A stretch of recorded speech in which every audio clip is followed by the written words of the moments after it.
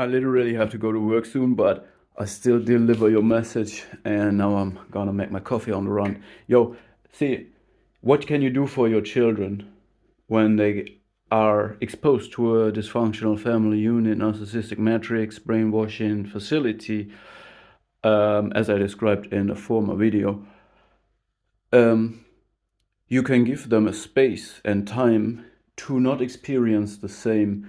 And whatever you do, never compete with a narcissistic parenting, because this would mean you engage in the narcissistic practice of splitting and having a vertical hierarchy of control, manipulation, and domination. So don't compete ever. Versus narcissists, you always win by not competing, okay? Um, so give your child the time and the space to experience something else, to individuate, to be authentic, to find out their unique own ways, and tell them you can probably don't compete with the narcissist. So don't tell them, the children, that the narcissists are evil and bad and you're good. Never do this.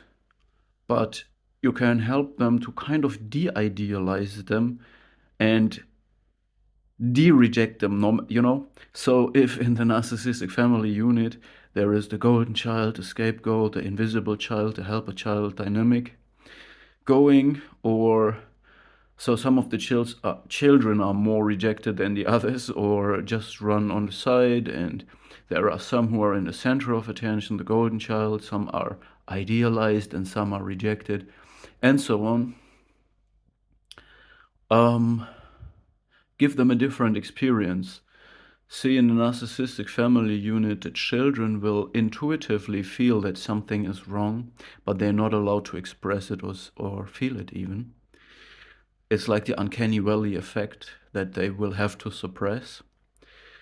And they have to suppress their own authenticity, because it's only allowed to function within the cult fantasy. And you just give them a free space to express whatever they want, and you can also carefully, depending on the level of the development and individuation of the child, tell them carefully work on their consciousness, and tell them that they are not their mother, they are not their grandmother, they are not their father, they are also not their grandfather.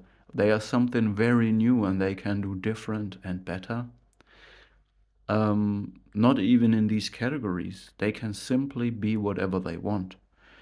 And that none of the people before them were worth idealizing, and parent your children. Be there for your children as a parent. Don't reverse the role, okay? Be there for your children and fulfill their needs the way you feel, because when you're an authentic person, you can give the children something that narcissists cannot give them. When narcissists parent kids from the viewpoint of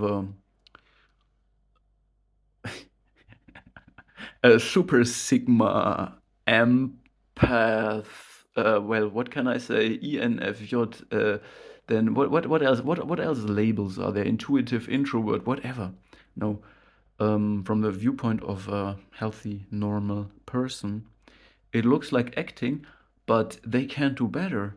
So also narcissists parent their children in the moment when the narcissist wants attention. They say, oh no, I'm there for my kid. So they don't feel when the kid needs what. They are blind to that. They're colorblind to emotions. And just give your children the different experience, free of this whole matrix of splitting, of coercion, of rejection. So coercion works by rejection and idealization, which is conditional love, because conditional love means you are a good child, you get overly validated. You are a bad child, you get overly rejected. Don't do all of this, okay?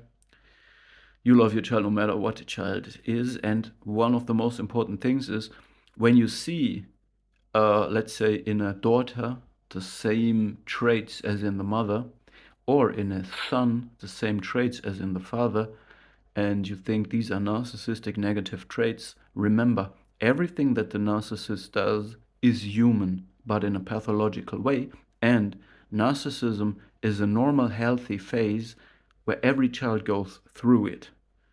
And then they move on, and then they learn, you know? So never believe, oh, it's done, my child is becoming a narcissist too, or having another personality disorder. No.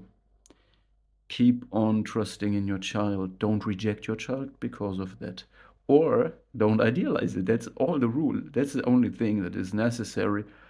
And again, you yourself have to heal up very much to understand that not everything is bad that narcissists do, because it's all healthy to a certain degree, and in combination with real empathy and not being completely self-absorbed, but understanding reality and sharing and investing in relationships. So don't give your child up, don't reject your child. No matter what the question is, don't reject it and don't idealize it. As simple as that. Okay? We can do this.